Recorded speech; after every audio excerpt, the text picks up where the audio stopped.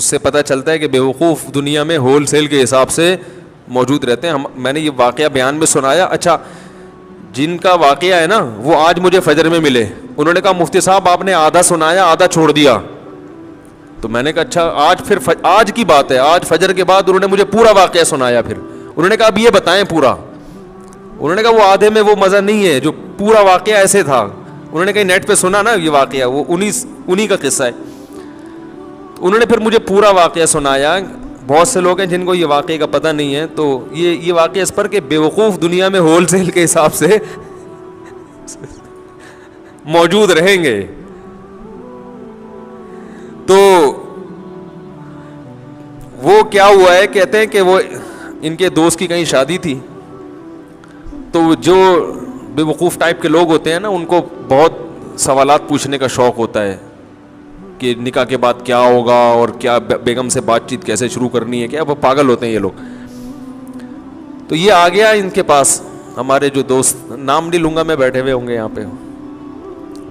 ایسا نہ دوبارہ پٹیں دولہے کے ابا سے پھر یہ ایک دفعہ تو پٹ چکے ہیں, دوبارہ نہ پٹیں کہیں, زخم تازہ ہو جائے گا نا ان کا.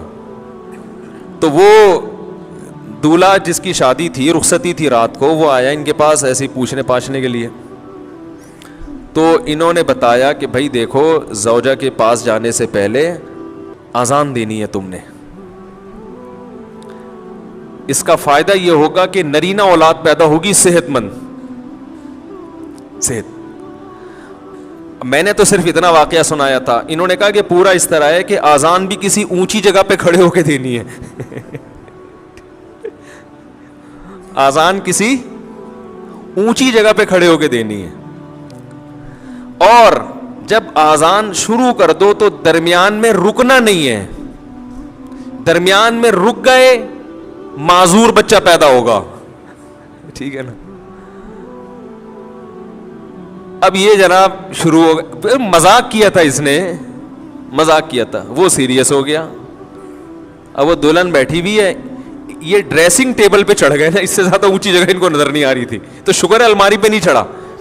الماری پہ سے نہیں چڑھا کہ بھائی جب چڑھ جاتا الماری پہ تو کھڑے ہونے کی جگہ نہیں تھی. وہ بیوی کہتی کسی بندر سے میری شادی ہو گئی ہے.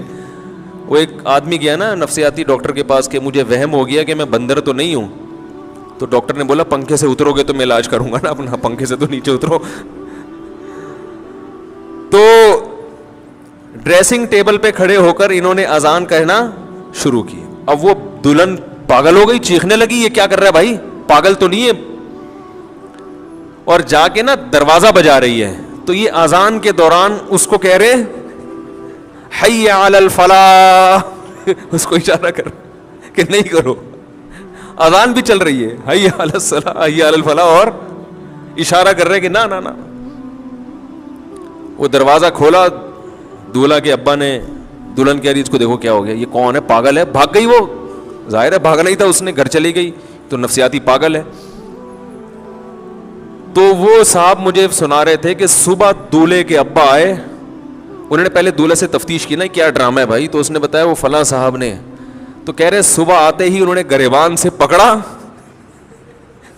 بات چیت شروع کرنے سے پہلے مکے لگانا شروع کر دی. تو کہہ رہے میں پوچھ رہا ہوں مسئلہ کیا ہے. انہوں نے کہا یہ میرے بیٹے کو تو نے کیا سکھایا. کہتے ہیں میں نے کہا اس میں خود سینس نہیں ہے کہ جو سکھا دے آپ سیکھ لو گے کیا.